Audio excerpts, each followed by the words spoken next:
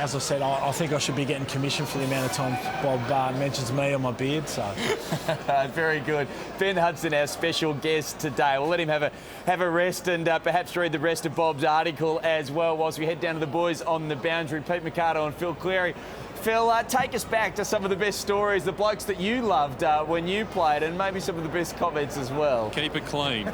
That's all I'm going to say in this. Look, Sledging was a beauty. You know, I was telling you earlier that I played on Brock McLean's father in a game at Werribee, and he made some comments comparing me to some women that I think he'd had amorous relations with, Peter, and it was actually quite funny. And Fred Cook had a quick quip about shining up the Premiership Cup one game at Coburg in 1981 after we were giving them a pasting. So there were lots of good things said. Yeah, absolutely. We could maybe go at V.F.A ABC, but as we say, keep it clean on the Twitter as well. But certainly a number of players that you enjoyed playing with and against over the years. Oh, look, and you know, yes, you remember those key players, like at Coburg. Mark Wiedemann I coached, and the people watching in, the Collingwood supporters, who remember his father, because his father, Murray Wiedemann, a captain, a champion here, and I think the 58 Premiership.